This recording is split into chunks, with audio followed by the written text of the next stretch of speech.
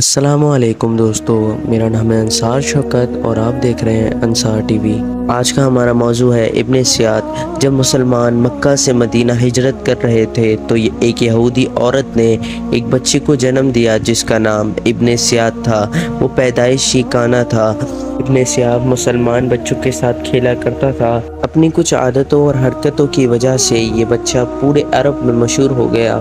وہ عادت یہ ہے کہ یہ دعویٰ کرتا تھا کہ اس کے اوپر وحی نازل ہوتی ہے اور یہ دوسروں کو بھی بتاتا تھا کہ میرے اوپر وحی نازل ہوتی ہے۔ اس کی ماں ان چیزوں سے پریشان ہو کر رسول اللہ صلی اللہ علیہ وسلم کے پاس گئی اور اپنے بچے کا حال بیان کیا۔ اس عورت نے حضور اکرم صلی اللہ علیہ وسلم سے بولا کہ آپ میرے گھر آ کے معائنہ کر لیں۔ پھر ایک دن حضرت محمد صلی اللہ علیہ وسلم اور صحابہ کرام اور حضرت عمر رضی اللہ تعالیٰ عنہ اس بچے کے گھر گئے تو حضرت محمد صلی اللہ علیہ وسلم نے اس بچے کی پیٹھ پر ہاتھ رکھا اور کہا، کیا تم گواہی دیتے ہو کہ محمد صلی اللہ علیہ وسلم اللہ تعالیٰ کے سچے رسول ہیں؟ اس بچے نے کہا کہ میں گواہی دیتا ہوں کہ حضرت محمد صلی اللہ علیہ وسلم اللہ تعالیٰ کے سچے رسول ہے۔ تو اس بچے نے بولا کہ تم گواہی دیتے ہو کہ میں اللہ تعالیٰ کا سچا رسول ہوں؟ صلی اللہ علیہ وسلم نے اس سے حیران ہو کر چھوڑ دیا۔ اللہ علیہ وسلم نے اس سے سوال کیا کہ تو کیا دیکھتا ہے؟ تو اس شخص نے جواب دیا کہ میں سمندر پر عرش دیکھتا ہوں۔ تو آپ صلی اللہ علیہ وسلم نے فرمایا کہ وہ شیطان کا تخت ہے۔ پھر ابن سیاد نے حضور اکرم صلی اللہ علیہ وسلم سے کہا کہ میرے پاس سچی اور جھوٹی خبریں دونوں آتی ہیں۔ پھر حضرت محمد صلی اللہ علیہ وسلم نے فرمایا، پھر تو تیرا معاملہ الٹ پلٹ ہو گیا۔ اور پھر حضور اکرم صلی اللہ علیہ وسلم نے فرمایا کہ میں نے تیرے لیے ایک چھپانے والی چیز چھپائی ہے۔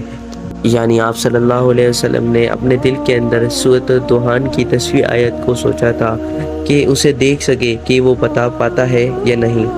پھر ابن سیاد بولا کہ آپ اپنے دل میں دخان کو سوچ رہے ہیں۔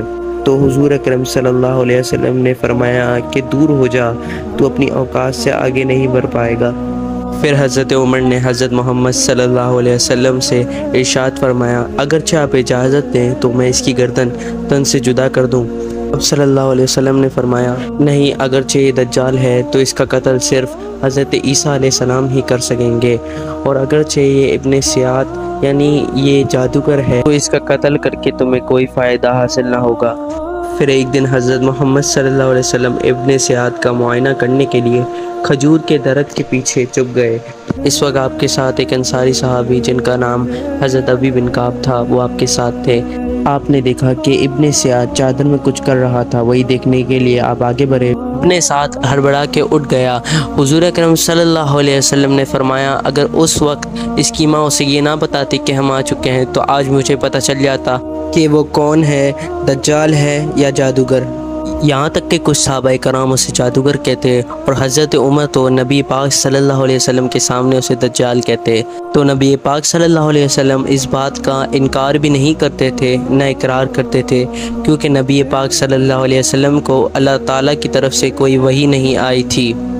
یہاں تک کہ ابن سیاد خود کہتا تھا کہ میں دجال نہیں ہوں۔ پھر اسی کے کچھ وقت بعد ابن سیاد اور اس کی والدہ مسلمان ہو گئی تھی۔ ابو سعید خدری رضی اللہ تعالیٰ عنہ فرماتے ہیں کہ ہم مکہ سے مدینہ جا رہے تھے تو ہمارے ساتھ ابن سیاد بھی تھا۔ ہم نے فیصلہ کیا، ہم ایک جگہ پہ آرام کرنے کے لیے رکے تو ابن سیاد نے بکری کا دودھ نکالا اور کہا اسے پی لو۔ تو میں نے کہا کہ آج گرمی بہت ہے اور یہ دودھ بھی بہت گرم ہے تو میں اسے نہیں پی سکتا۔ ابو سعید خدری رضی اللہ تعالیٰ عنہ فرماتے ہیں مگر اصل وجہ تو یہ تھی کہ میں اس کے ہاتھوں سے دودھ نہیں پینا چاہتا تھا۔ تو یہ سن کے ابن سیاد سمجھ گیا اور کہا کہ خدا کی قسم میرا ایسا دل چاہتا ہے کہ میں درخت پر رسی باندھوں اور اپنے آپ پہ پھانسی لگا لوں۔ پھر اس کے بعد ابن سیاد بولا کہ یہاں موجود کون ہے کہ جس نے حضور اکرم صلی اللہ علیہ وسلم کی حدیثیں نہیں سنی ہو دجال کے بارے میں؟ حضور اکرم صلی اللہ علیہ وسلم نے فرمایا تھا کہ دجال کی کوئی اولاد نہ ہوگی، حالانکہ میں اپنے بچوں کو مدینہ چھوڑ کے آیا ہوں، اور حضور اکرم صلی اللہ علیہ وسلم نے یہ بھی فرمایا تھا کہ دجال کافر ہوگا، حالانکہ میں اب مسلمان ہو چکا ہوں، اور حضور اکرم صلی اللہ علیہ وسلم نے یہ بھی فرمایا کہ دجال مدینہ اور مکہ میں داخل نہیں ہو سکے گا، حالانکہ میں مدینے سے مکہ آ رہا ہوں۔ ابو سعید فرماتے ہیں کہ میں اس کی باتوں میں آنے ہی والا تھا کہ اس کے بعد اس نے ایسی بات کی کہ میں حیران ہو گیا۔ اس نے کہا کہ اللہ کی قسم میں دجال کو جانتا ہوں، اور یہ بھی کہ وہ کب پیدا ہوگا، اور یہ بھی کہ وہ ابھی کہاں موجود ہے۔ ابو سعید نے اس شخص سے کہا کہ تیری تباہی ہو۔ انہوں کے مطابق ابن سیاد یزید ابن معاویہ کے دور تک زندہ تھا، اس کے بعد وہ ایسا غائب ہوا کہ آج تک کسی کو پتہ نہیں چلا کہ وہ کہاں گیا، اور آج تک کسی کو پتہ نہیں چل سکا کہ ابن سیاد ہی دجال تھا یا کوئی اور۔ آپ کو کیا لگتا ہے؟ اپنی قیمتی رائے کا اظہار کمنٹ سیکشن میں کریں۔ یہ تھی میری آج کی ویڈیو۔ السلام علیکم ورحمۃ اللہ وبرکاتہ۔